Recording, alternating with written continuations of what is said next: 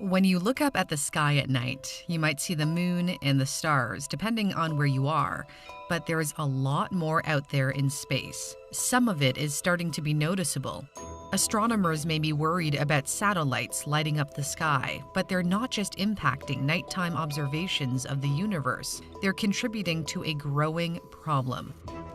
Space is polluted with debris known as space junk. It's any man-made object that no longer serves a purpose.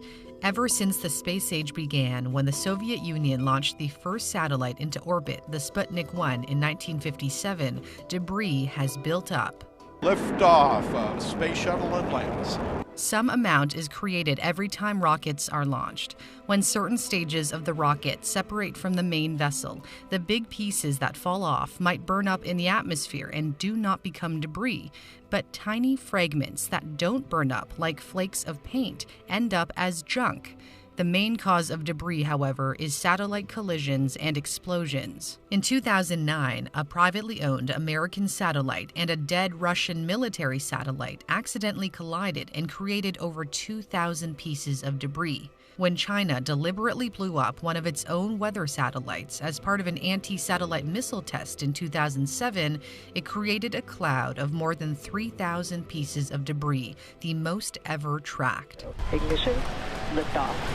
The problem is now back in the spotlight as SpaceX looks to launch thousands of satellites for its internet service, Starlink. You can see those flat-packed Starlink satellites slowly gliding away from the top of the second stage.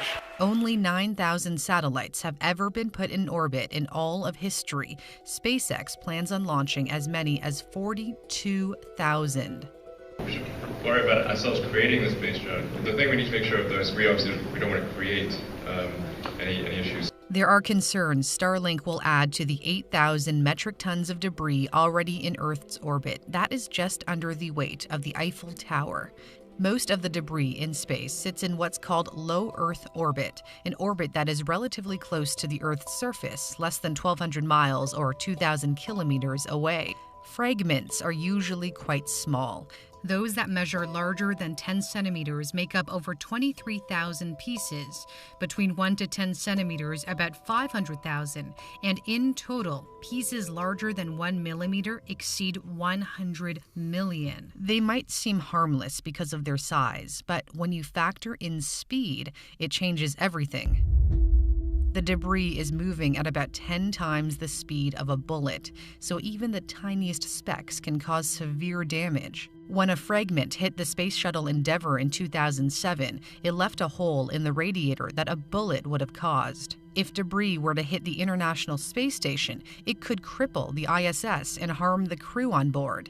This is why the critical parts of the ISS is surrounded by a Whipple shield. Here's an example of one with a piece of insulation covering the aluminum shield. The shield absorbs the initial impact of the debris cloud so that the full force is diluted. But this is not enough to fully protect the spacecraft. The U.S. military constantly monitors the movement of debris, and if it detects that there's even a 1 in 10,000 chance of a potential collision, the space station will maneuver to keep the debris out of its path.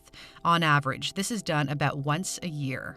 A related concern is that one collision will set off a chain reaction and lead to another because each crash generates more debris and makes other crashes more likely. This is known as the Kessler syndrome. So collisions are taken very seriously because they can cause catastrophic damage. SpaceX does say it has a plan to prevent crashes. According to the company, the Starlink satellites will be able to avoid collisions on their own by using debris tracking technology from the U.S. Department of Defense. But the European Space Agency points out one of its satellites had to move out of the way of a Starlink one in 2019.